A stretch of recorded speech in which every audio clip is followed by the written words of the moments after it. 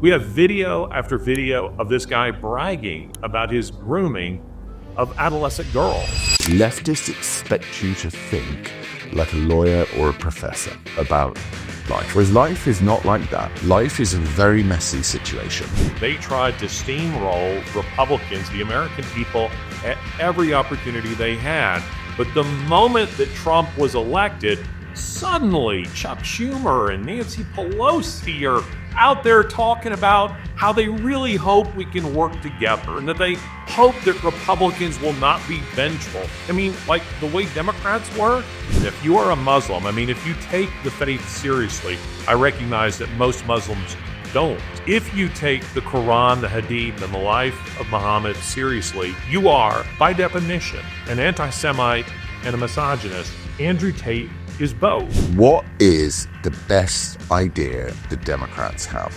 Oh, wow. I really am searching here to come up with something.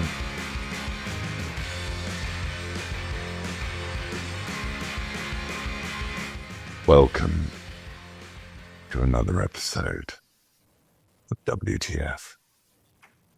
With me, Laurence Fox and Larry. He's in Mexico City. He doesn't want to talk about it.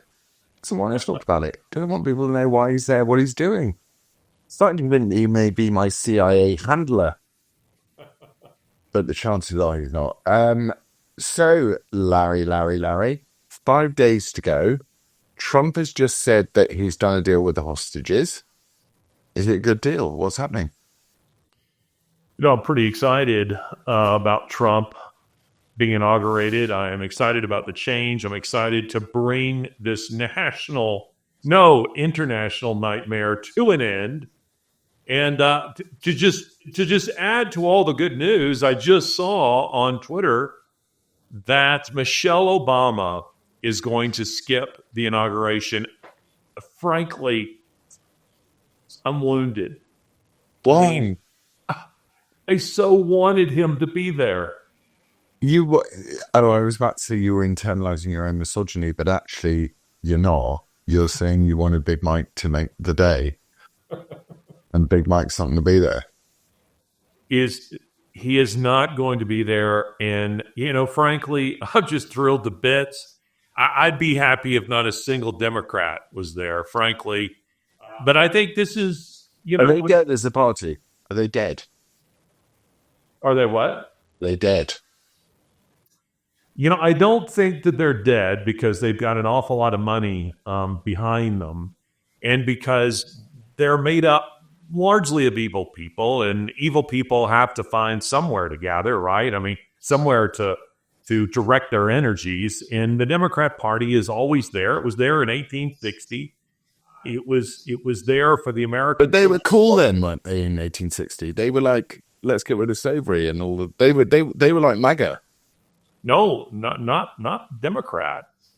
No. Democrats were pro-slavery. Sorry, no. Yeah, you get it right.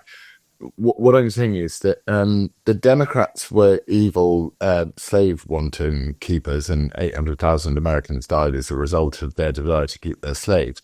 But can they not more? But there was a period where the Democrats were quite nice, weren't they? With Kennedy, well, quite nice period. Kennedy is overrated, but for sure, Kennedy today would seem like a Republican. He was a patriot. He was anti-communist.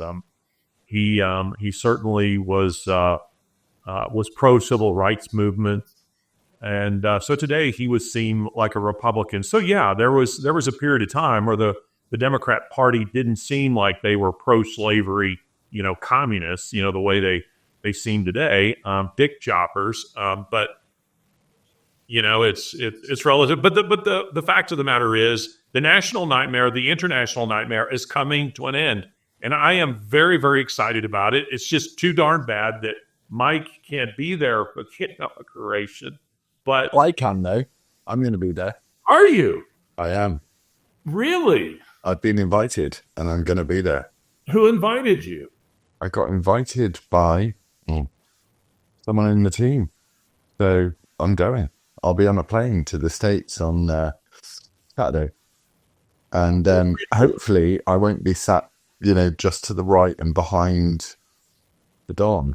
Otherwise, I'll be the one holding a riot shield in front of myself.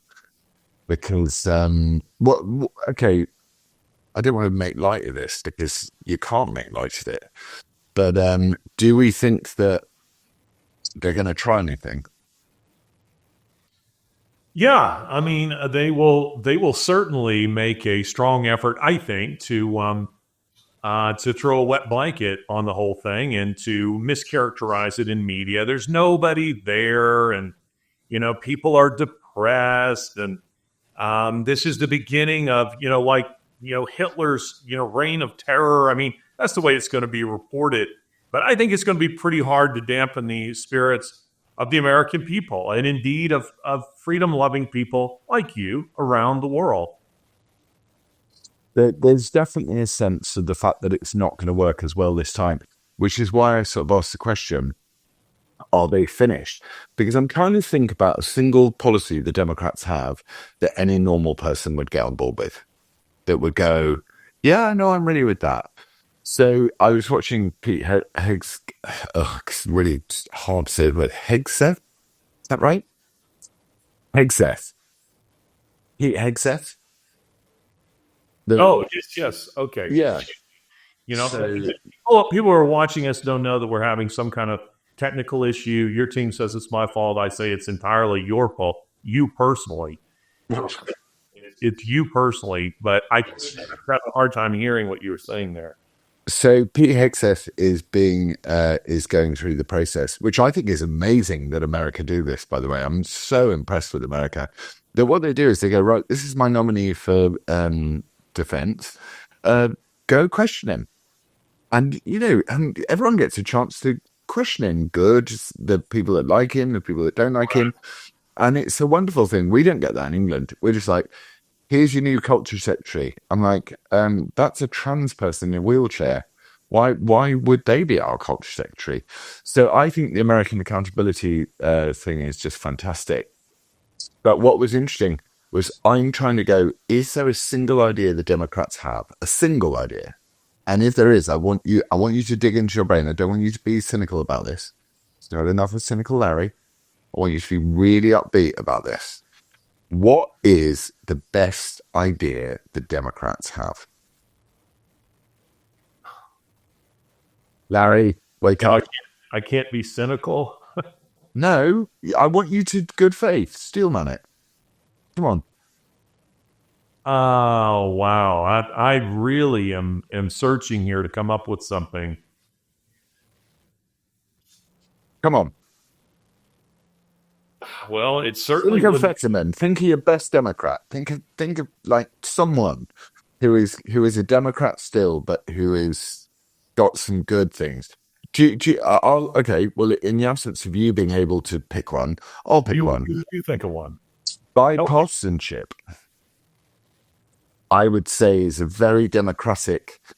It was something I very much associated with the Democratic Party, bipartisanship, to work in a bipartisan way to get good things to happen. That's what I would say the Democrats in a sort of... If the Democrats were a Greek mythology story, that's what you would say that their superpower was. What? It would be a tragedy. It would be a perverse tragedy, like Oedipus sleeping with his mother. That's what it would be if it were a Greek tragedy. But where do you see Democrats being so bipartisan? Right? Well, Fetterman is. Fetterman has basically said he's going to vote with Trump on Fetterman's going to be a very important senator from that, because the margins, and I love this about America, the margins are so little that if Trump phones up Fetterman and goes, "Come on, mate, this makes sense, John," and he's going to go look at his speech computer and go, "Yes, I wandered backwards 3 times, 5 times, Chinese restaurant, chicken tikka masala," but he will get there in the end. Do you not think? Well, I have to be cynical here, Laza. I have to be. Can you speak loud enough so I can hear you? Let me say something about our politics that you may or may not be aware of. But Democrats for the last 4 years, they were not interested in any kind of bipartisan initiative at all. Yeah. In fact, they tried to steamroll Republicans, the American people, at every opportunity they had. But the moment that Trump was elected, suddenly Chuck Schumer and Nancy Pelosi are out there talking about how they really hope we can work together and there could be some bipartisan efforts and that they hope that Republicans will not be vengeful. I mean, like the way Democrats were, the way that they've tried to politically destroy their opponents, the way they jailed the January 6th people illegally, like just tossing out the writ of habeas corpus, all those kinds of things. I mean, if I'm really, really, really trying to give them an attaboy, but even here, I'm stretching it because they've gone about it the wrong way. I think student loan debt is a real thing that needs to be addressed by government, but I don't think that the answer is to take that debt and to put it on the American people. That's not the answer. I do think that they need to address predatory lenders, students who are, trying to pay their way. And I'm talking about in a legitimate way, I was one of them, trying to get their way, through university. I had loads of scholarships, but still I had to have student loans. And, I think that's something that's worth addressing. But Democrats didn't really want to address it. What they wanted was to garner the vote of Gen Zers, of millennials, by telling them, America's a piñata. We're just going to give free money. We're just going to cancel the debt. And of course, there's no such thing as canceled debt. It just means we're going to take your debt and put it on the American people, like Ukraine. Yeah. I do, I was just trying to push you to find something positive to say about them. I'm going, so you've got the squad. They've been appealing to their base as in a different way, as MAGA is essentially, to me, a very Democrat. What I would have thought was a Democrat thing. I would have thought, pro free speech, the government will look after you when it needs to look after you, but it will intervene when it needs to, but it's not a big interfering government. It's aspirational, all that sort of stuff. I associate that because I grew up and I went through history class with JFK. And I listened to RFK, and I was reading RFK's latest book today, in the last couple of days, actually. And his hatred of the state is absolutely bottomless. How much he hates the Democratic Party, he hates RFK Jr. Yeah, understandably, given his family background. Yeah, but so I'm trying to find myself. Alison Pearson in the UK wrote an article about the far right centrists. Sorry, the far centrist extremists, he called them today, which is where people are being extremist about centrist issues now. And I'm trying to go, okay, so when Trump comes in, we want, he's ready and he's gonna roll this thing in. But you also always need an opposing force to everything, don't you? You can't just go, the savior has arrived until the savior has arrived. In the same way as we're always 80-20 on Trump, on Musk. We're always like, it's amazing that he's, put it all on the line for free speech. But at the same time, you don't want one person deciding all this stuff. I had an interesting conversation with my son, who said to me, X is really bad because you can say anything, you can threaten people. And I said, no, you can't. But the Democrat angle, the angle from people on the other side of that will say, these people are allowing you to incite violence, which they're not. And I'm sort of trying to go, what does the revivified Democratic Party look like? What's it get? What are their? It's not a pinata, but what are the cornerstones of what the Democrats are going to come out after now? Because Obama is dead; he's gone.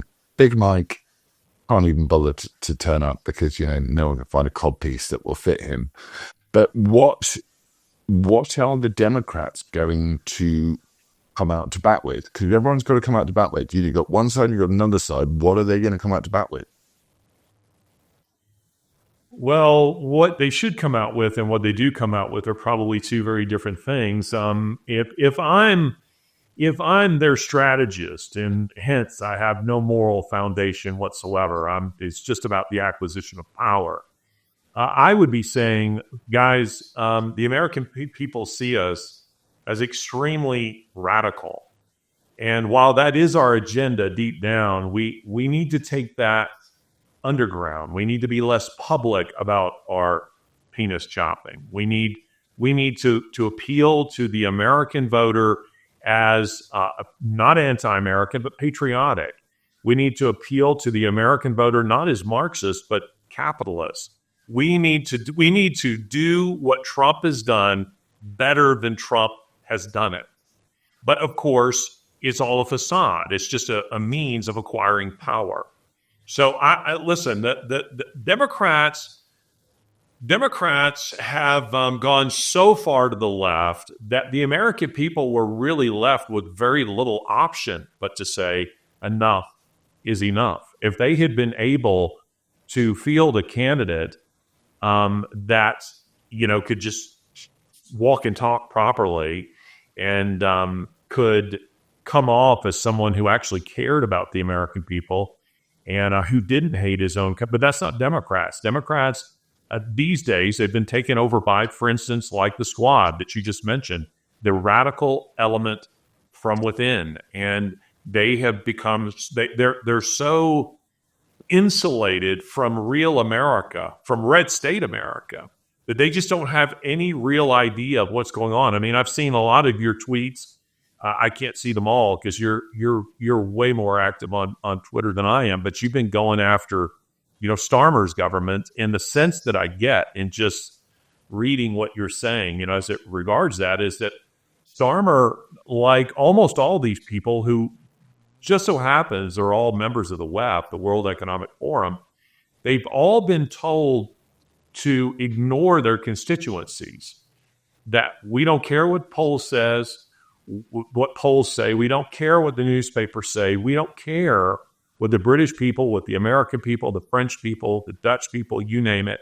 We don't care. We're going to keep moving forward with our agenda. And if a bunch of British girls get raped, so what? We don't care. In the United States, if millions of people are crossing the border and Americans don't like it, so what? And also, I've noticed, so just, one of the important things that we do in our conversations is we're talking cross continents, aren't we? We're trying to see patterns and see how they evolve in different cultures and societies. And one of the things I've noticed hugely, so let me just fill in our audience a bit. On, I don't know, a few weeks ago, a woman, Rachel Halliwell, wrote to me and she said that the inquest into my daughter's death is taking place in Liverpool in January. And I really, really, really want you to come and chat. And I want you to cover it because I think that they're going to try and destroy that. It's not going to be a fair and level playing field. So would you do that? And it's a huge story in the UK, and she has no faith at all in the media to report it fairly. So I said, yeah, sure, I'll report it. I'm going to come. So I drove up there to see it, and I was genuinely blown away by how adversarial the inquest into someone's death was, a 12-year-old girl's death.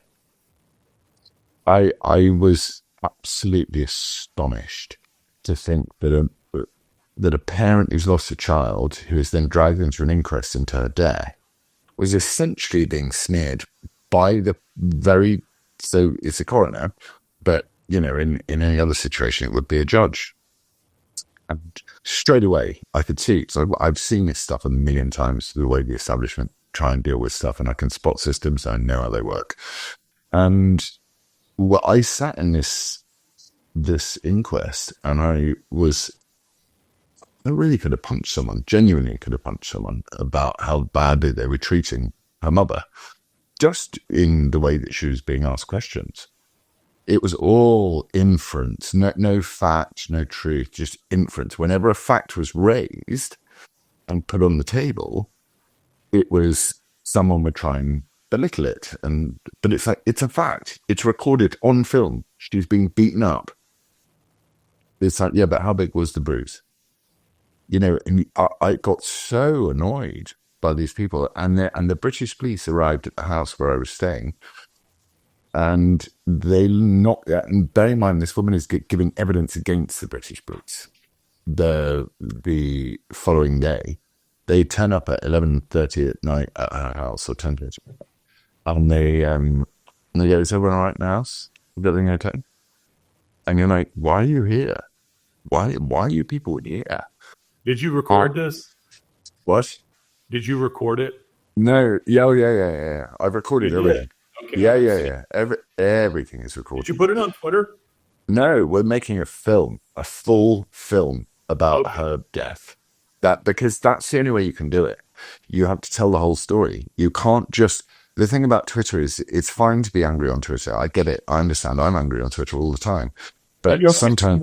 Hominem attacks on people. Oh, I saw you last night. Give me examples. Yeah. We need to get to that, actually, because that's quite interesting. That I'll the fact that ad hominem. Anyway, I thought it was the cruelest thing anyone could ever do, actually. And I thought my libel trial was very unfair. Like, I'm a big racist, and I thought it was very unfair because I'm not a big racist. So, obviously I'm going to think it's not unfair. I'm not fair. But to take a grieving mother, whose 12-year-old daughter, and I kept saying to everybody when they were getting upset, I said, none of this matters. She was 12. The only thing that matters about this case is she was 12. And it's the problem with leftists, and I realized this very, very, in a very, very stark relief with me, is leftists expect you to think like a lawyer or a professor about life. Whereas life is not like that. Life is a very messy situation. So for example, I'll give you an example. They were trying to use the fact that her daughter sent her a WhatsApp message from downstairs in the house to upstairs in the house as an example of the mother being lazy and not a very good mother. And I was like, I get a WhatsApp message from my son going, "Hey, Dad, can I get some V-Bucks?" or whatever, all the time. But the lawyers are trying to go, well, do you not care enough to speak to your own daughter? And, it was so adversarial and it was so horrible.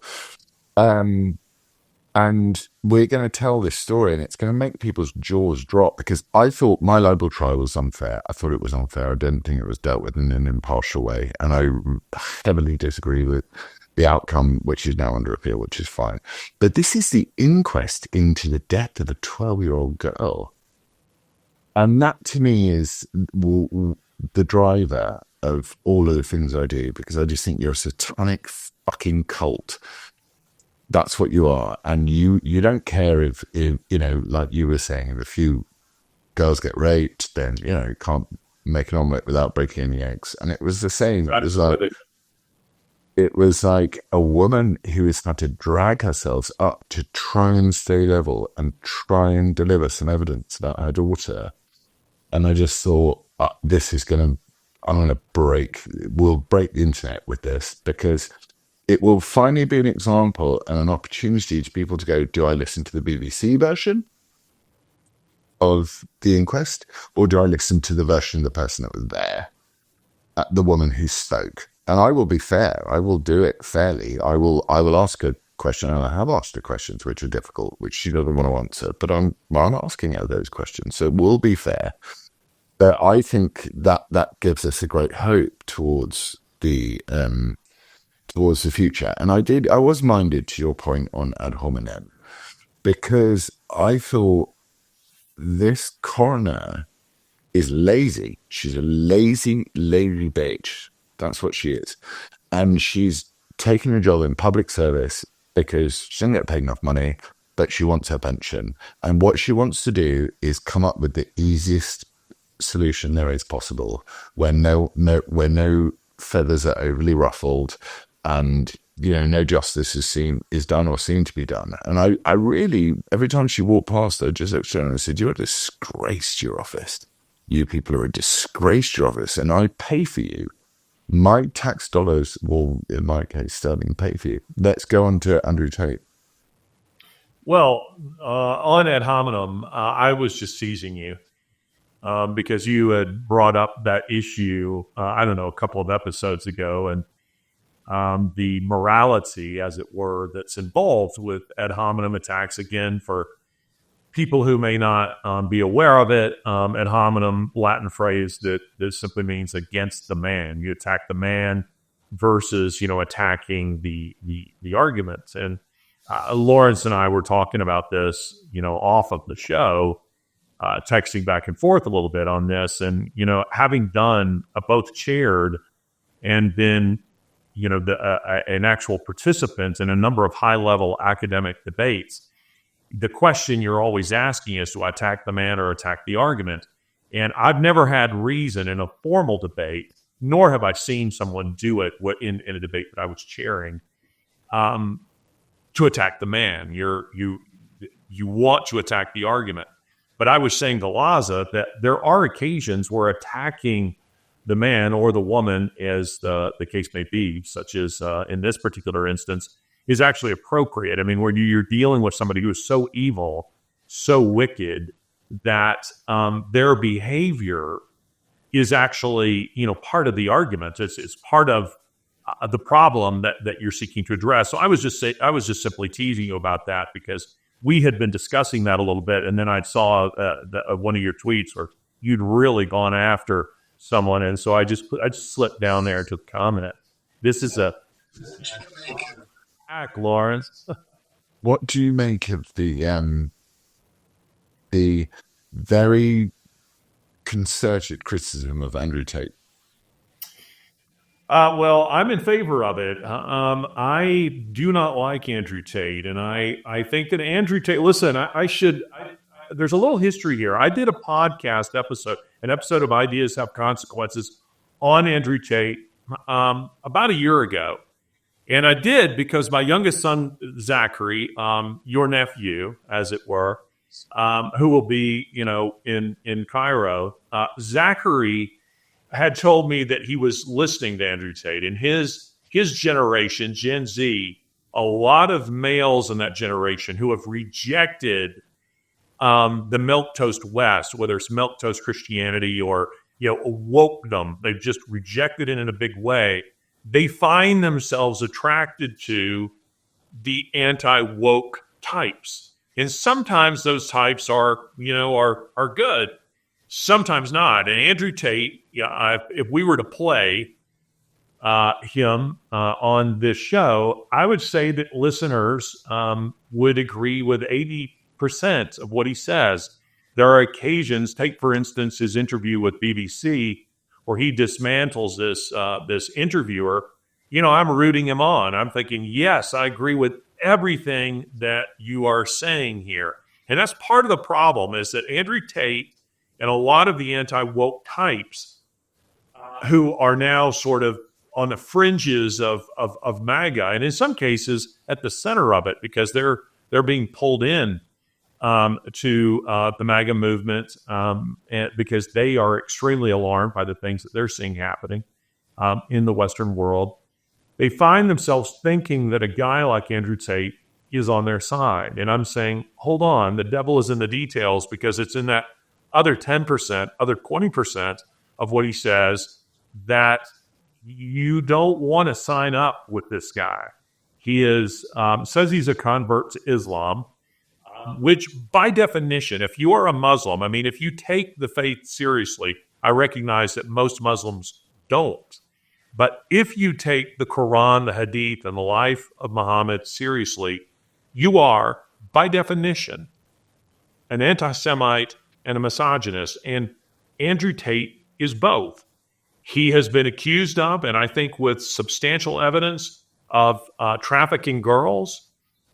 He likes to brag about these kinds of things, of seducing girls, of grooming them for his own purposes and use. And now he's announced that he's running for mayor. And I think, great, exactly what London needs, a city that is beset with rape gangs that just so happen are all Muslim.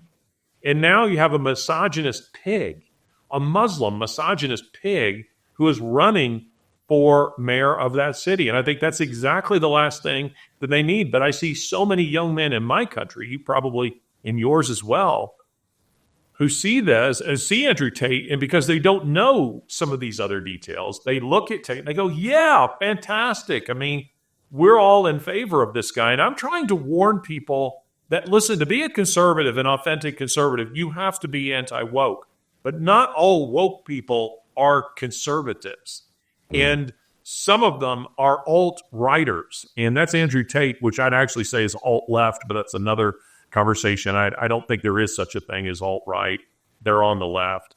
But anyway, all of that said, Andrew Tate falls into that very dangerous category, and he's dangerous all the more so because he has a huge following among young men who are often fatherless, who often feel that they are shamed for being male, that they're called toxic, all these kinds of things. Unfortunately, it has driven them towards a truly toxic male, and that's Andrew Tate. So I don't like the guy.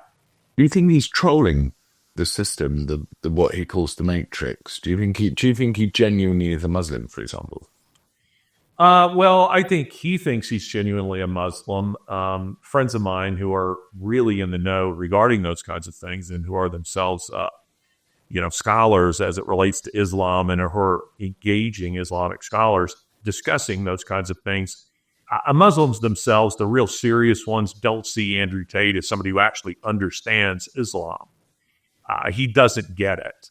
But I think he thinks he's a Muslim. But his defenders like to say this. He doesn't really believe those things. He just likes to say them.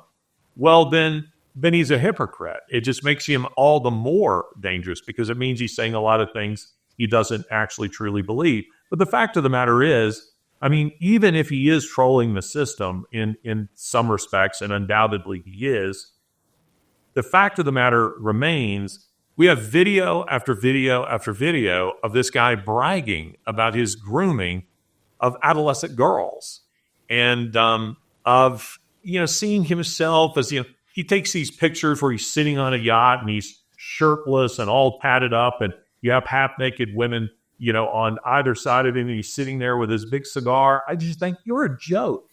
I were doing that on your pontoon boat before we broke the winch. Well, just to be clear, that's a redneck yacht right there. That's not a real. Broke the winch. I was doing this. I was giving my guns. You can't. I just think the guy is. He strikes me as someone who's profoundly insecure about his masculinity and has this need to, constantly be posturing and is that an insecurity, or is that just is he just trolling the system? I genuinely am just interested. I'm not. I don't have a view one way or the other. Part of me thinks I noticed that he obviously got a lot of money, right?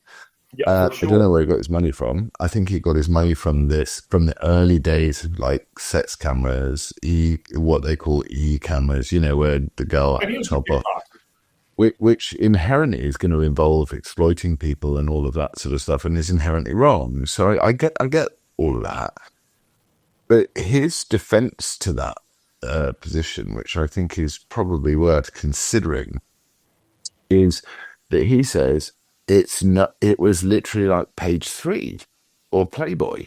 It was a girl with her top off. It wasn't OnlyFans. It wasn't this woman in England who is making £600,000 a month for having sex with over 1,000 guys in a day. He says there's a moral relativism involved in it. So I'm not defending him, and I'm not. I'm just saying that whenever he comes back with a point, I kind of go, yeah, well, I'll take that. That works for me. I know that the system attacks people anyway, and I get all of that too. But he's, as far as I can tell, yeah, all of the sort of, yeah, there's my muscles and pictures of him taking cigars and walking around and all that, the branding stuff is a bit like it's nothing I'd ever do or anyone would ever do. But I'm trying to work out what you can really criticize him for, other than for being like an absolute doggone old school kind of pimp, you know?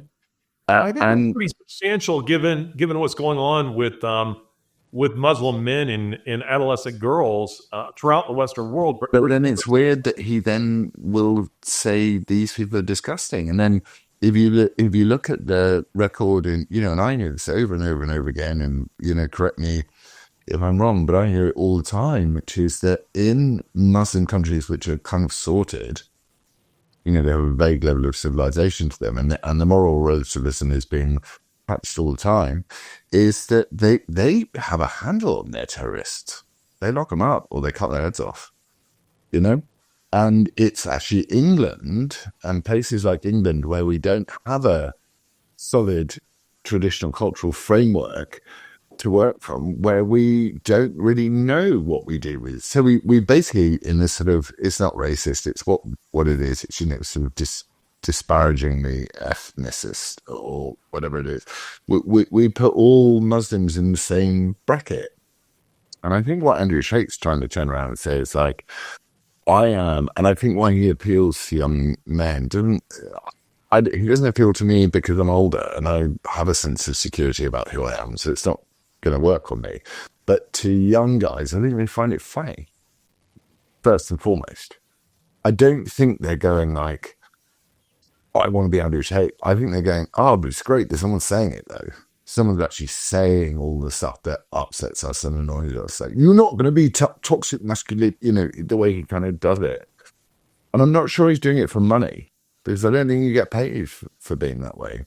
I think you get paid for running, like, what you would call trafficking girls, what I would call exploiting girls.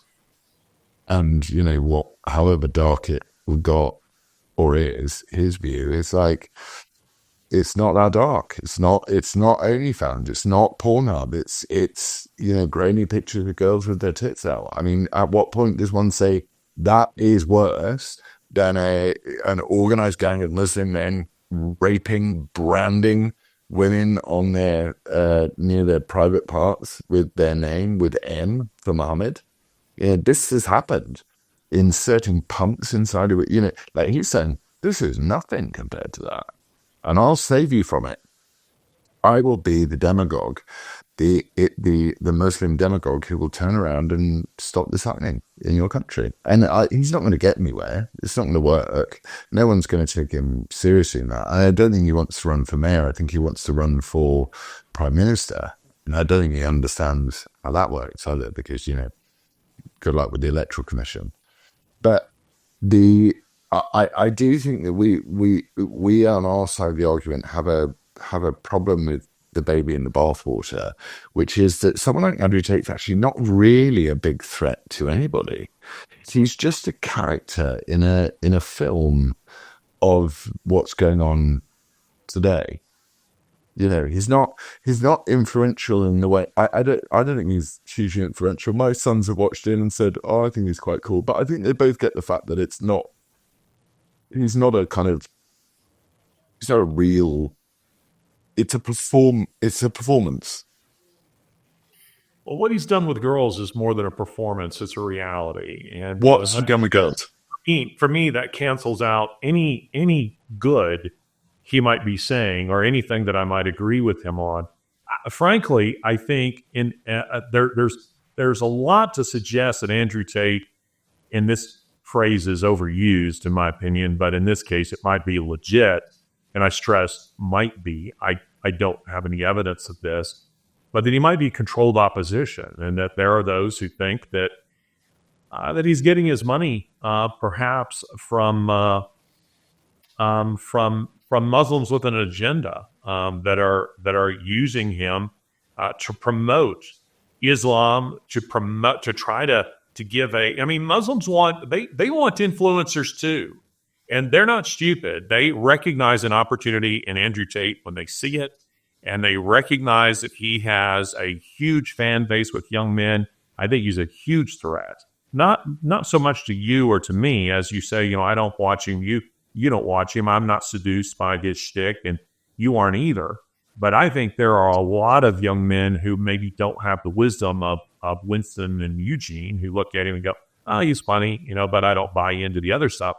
There are loads of British young men, of American young men, of French young men who are watching him and who do want to be Andrew Tate, and who want to model themselves after his lifestyle, want to treat women the way he does, who want to see themselves as objects of feminine desire and, adopt his attitudes towards women. I think he's hugely dangerous in that regard, and I'm inclined to think that there might be fire where there's smoke regarding the controlled opposition claim. What do you think? Yeah, I'm always really nervous about the smoke, where there's smoke, there's fire thing, because I've obviously been dealt a death by 1,000 cuts myself. So it's strange to be. Lizzie says to me a lot. She's like, you're not the person that they present you as in the media. So I always will lean skeptic when it comes to the way the media present anyone. But I don't think he's such a big deal. I think he's a guy that is sort of playing if it was a film, he would be the court jester. But then Shakespeare was so good on this, that the court jester ran the court in the end. And I suppose your reticence and your caution, your note of caution, comes from the fact that these people can have enormous power without us.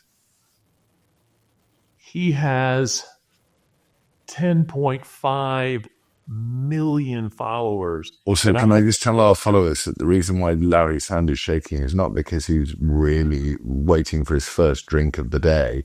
It's because he literally had his head separated from his neck in a push bike accident. Well, we call it push bike accident, but he was in a accident, and his hands shake as a result of it. I have a spinal cord injury, so sometimes my legs and my hands shake badly, but so unfortunately, you probably couldn't read that.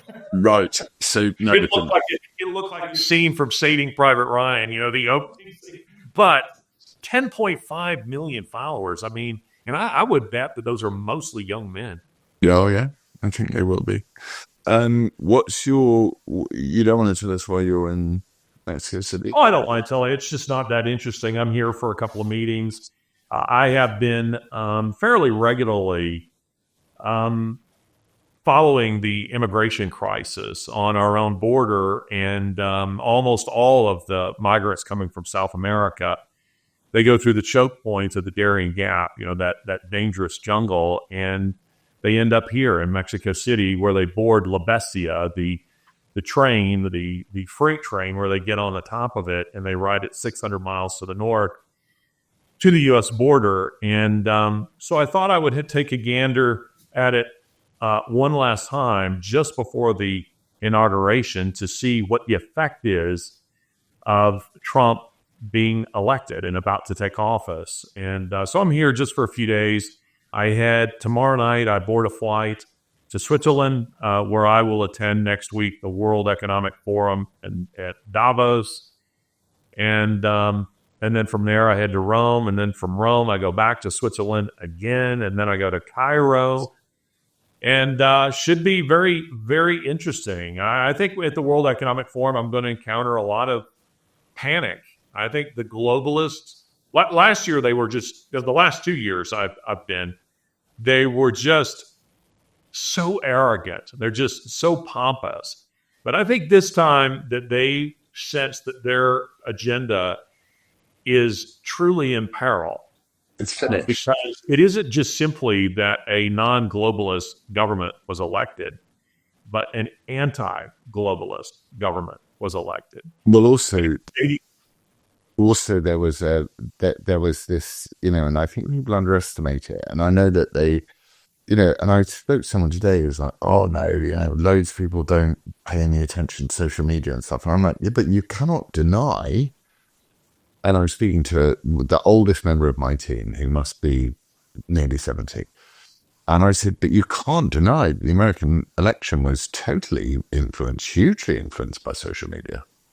The last one was, and this one was. So social media is where especially, the serious parts of social media like Facebook and Twitter, or X are, they really are places where one can influence. But it's actually the fact that you can, this is the thing that and I need to articulate it in a better way, but it's the peer-to-peer information passing. So someone who trusts you, Larry, to make a point about the Darien Gap, which you know about, they can then pass that directly to somebody else who can receive that. And that becomes the truth that would be ultimately the mainstream media narrative would try and dominate. It's impossible to dominate a narrative anymore. The narrative is the most amount of believable truth that comes from wherever we are. So I think they're finished. I mean, I don't think we shouldn't stop kicking them to death, but I think they're finished. I think the race hoaxes are done. I think the trans thing is done. I think woke is done. We just have to make sure we kick it as hard as we can to death. And I'm excited about that, because I think that's going to make a big change. But then there's going to be the law of unintended consequences, which are going to be really unpleasant as well, which is you're going to get what you're seeing in Andrew Tate. I don't see it so much, which is that you're going to get people with huge followings and influence being able to dictate a new narrative, which naive people and young people who are looking for ideas will follow. But actually, I think that Musk, in an imperfect world, Musk's thing of saying you cannot touch this platform. And my son, they tried to tell my son, they're like, it's evil, Twitter's X is evil, you can threaten to kill people, you can do that. And I took I said, well, let's look on the terms of service. Let's read the actual what they say, but and they don't allow you to do this, and they don't allow you to do that. And actually, they're quite good. So it's going to be a sort of it's a propaganda and counter propaganda move that we will be watching. But when are you back? And we need to work out Cairo, because it's Lizzie's birthday. So I need to work. Well, all the more reason for her to come to Cairo. It would be fabulous. I'll take you to the pyramids, the Grand Bazaar, the Egyptian Museum. We'll take a felucca down the Nile. It'd be a lot of fun. Love to have you there. Love to Lizzie. And what is that in the background? The Union Jack. Is that a suitcase or? It's a fridge. Ah. What's in it? Oh, it's got beer in it. Amazing.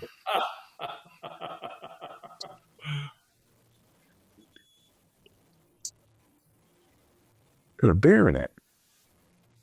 You're sitting in a hotel room. I'm sitting in a hotel room. I'm looking to see over here. I don't know if I have a fridge in here. Hang on one sec. You just amuse everybody. You can juggle or something for 1 second. Yeah. It turns out I do have a mini fridge, and I won't open this because I don't actually drink beer. But we can conclude the show with a cheers. Mm-hmm. Cheers. Clink. Mm-hmm. And there we go. Why don't you take us out? Well, I think we're stood at a precipice. Do you remember? Have you ever seen Indiana Jones? And I think it's the Temple of Doom, but it might be Rose Lost Ark. And in order to get to where he's got to go to, he has to walk across. It's a challenge, and he has to walk across a bridge. That's the Last Crusade. Last Crusade, and it looks invisible. And he leans behind himself, and he picks up some sand, and he throws it, and it shows him the path. I think that's where we're heading. I think that's what's about to happen. And I think that this I was interested to talk to you earlier in the show about, what are the good things about the left that are going to come at us? Because we should watch out for them, because they must have something good. Otherwise, they wouldn't have been powerful for all these years. So I'm looking forward to the collective sigh of relief. I'm very concerned that someone will try something on the day of the inauguration. Yeah. Mass casualty, then I think I'm worried about that. But I will, I think that in Trump, that you have an immovable force. That I think the guy, we've seen in everything about him, that he will die for what he believes in. And I think the world needs to be full of Amen. I think that in a world where people will blow themselves up for what they believe in, I think we'd have to live in a world. And I have this conversation with my dad a lot on a Christian level. It's like, well, what do Christians do? And my conclusion has come to the fact that a Christian will die for what they believe in. And that's not, they won't kill for what they believe in necessarily. I don't know the teachings, but I think they will die. And I think that's ultimately much more powerful. So, our conversation this evening's been a bit in trepidation, I suppose. I'm going, but it's coming. 5 days from now, the world is going to change, and it will change overnight, because you listen to Hegseth, you listen to his nominees. These people are not coming in. They're not coming in polite. I mean, they're coming in polite and courteous, but they're not coming in sort of, 1 foot on either side of the fence. They're coming in and they're saying, we're going to kill DEI, we're going to kill CRT, we're going to get rid of all this shit, we're going to get rid of everything. What I mean is they're anti-globalist, anti-woke. Yeah, exactly.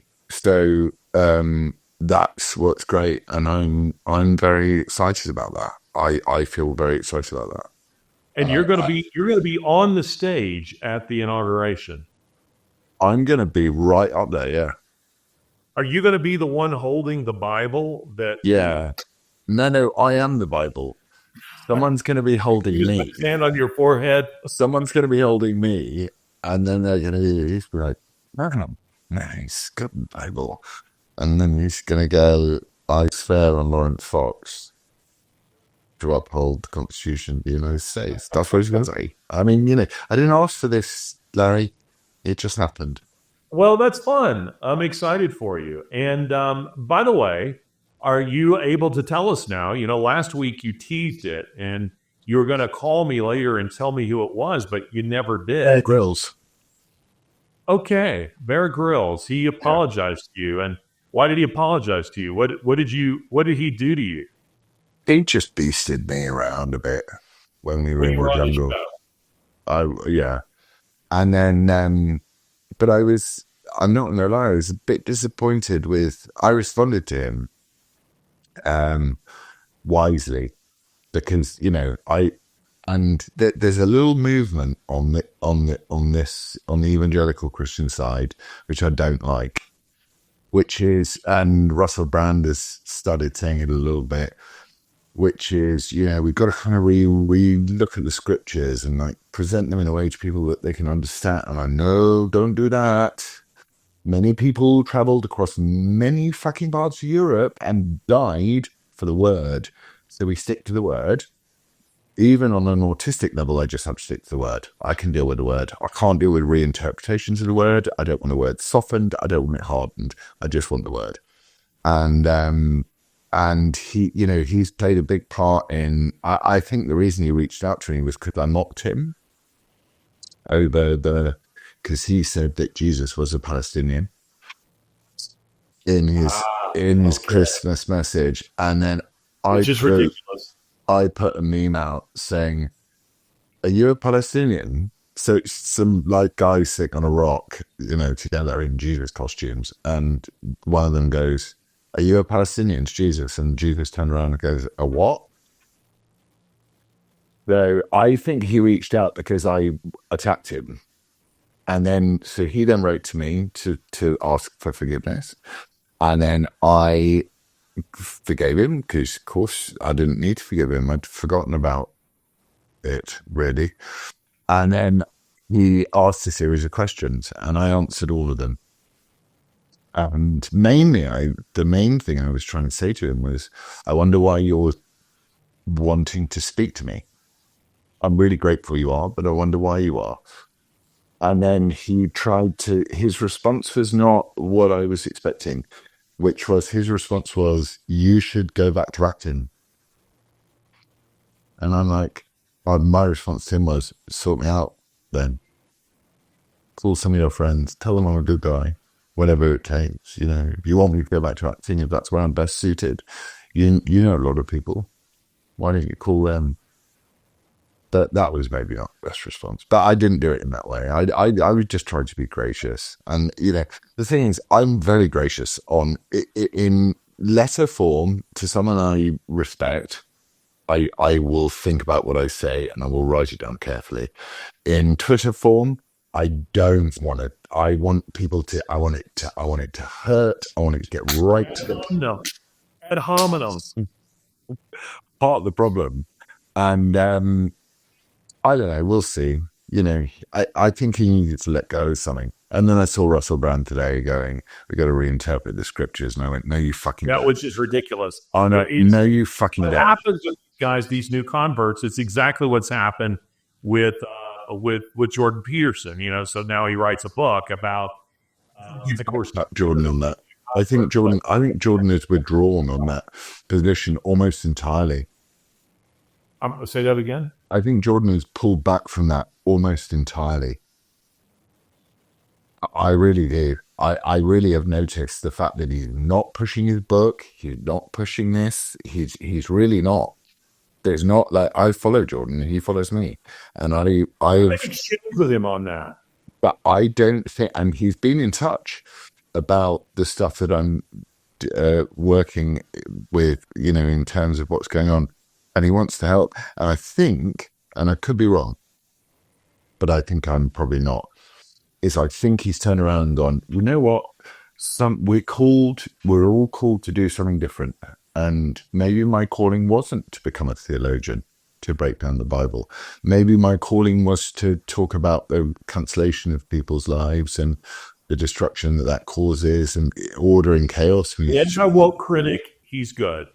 As an anti-woke critic, as a theologian, he's a joke. And I've said that to him in no uncertain terms. And I said to him, well, you wrote the article. You wrote a very powerful article, but I think he's he's certainly a mind that one wants on side. He's not someone you want to alienate, but he's got a great mind. Yeah, well, but your objection is valid, which is like, it's not staying your lane. It's like, understand what God, if you want to talk about God gave you some gifts. Work your gifts. Like, work the blessings. You don't work the things. Like, it's me turning around and going, let me lecture you on, Revelation. It's like, no one would listen to me on that. And neither should they. Or no, I can talk on the issues I can talk on are all very personal to me, because that's where passion comes from. And I think he's very passionate about the Bible. I listened to all of his lectures on maps of meaning, and I think that, in amongst all of it, you get lost in the idea that it's not really about whether you can intellectualize the resurrection. It's about whether you believe in it or not.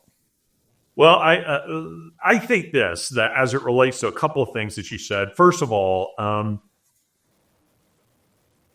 I think that in our line of work, it's awfully easy to be drawn into pontificating on things you know nothing about. Yeah. And I try very hard to stay in my lane. So, for example, Tim Cat, they reach out to me and said, we'd love to fly you to our studio. And Tim wants to do an interview with you on the question of, are we living in an alternate universe? And that's not what I'll ask you. My answer would be no. Next question. And I politely declined. I had friends who said, you need to do that. Millions of young men you'll reach. And I said, yes, but it'll become very clear that this is not a subject that I know anything about. And it relates to gaming, that a lot of young men, they live in an alternate universe and maybe begin speculating that we're all in some kind of matrix. I thought, I will be exposed as a charlatan talking about that subject. So I said, I try to stay in my lane. That's not my lane. But then yesterday on Twitter, Dr. Drew's producer reached out and said, we really want to do a lengthy interview with you about the World Economic Forum. I go, I'm your guy.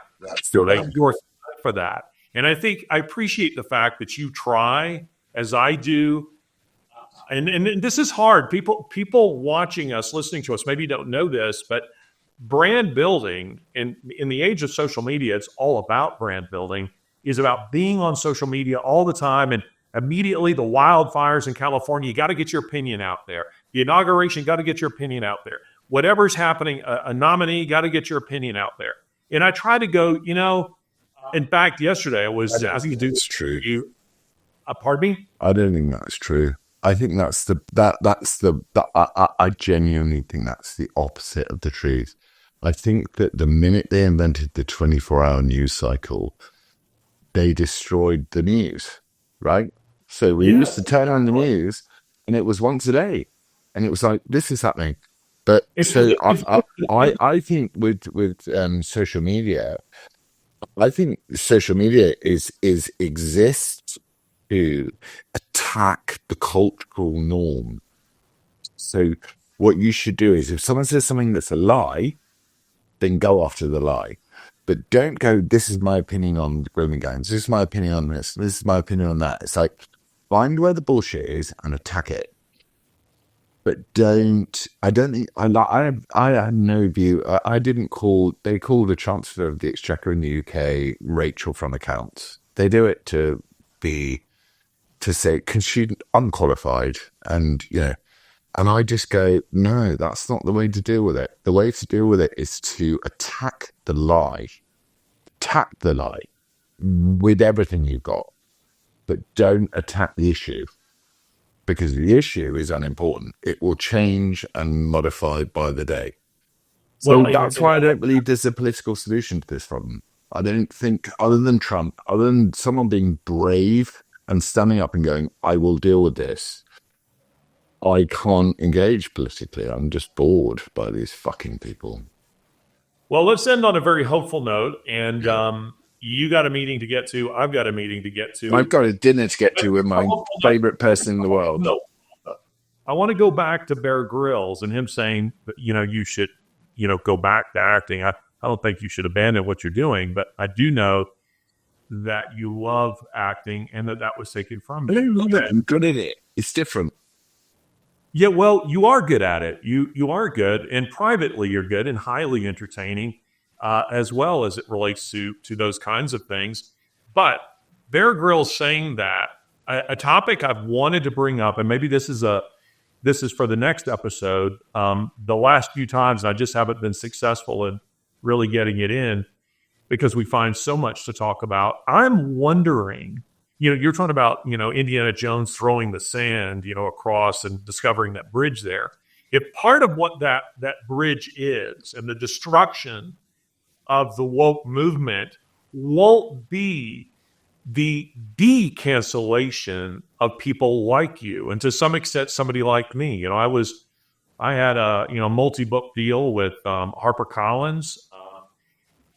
The last book I wrote for them, Around the World in More Than 80 Days.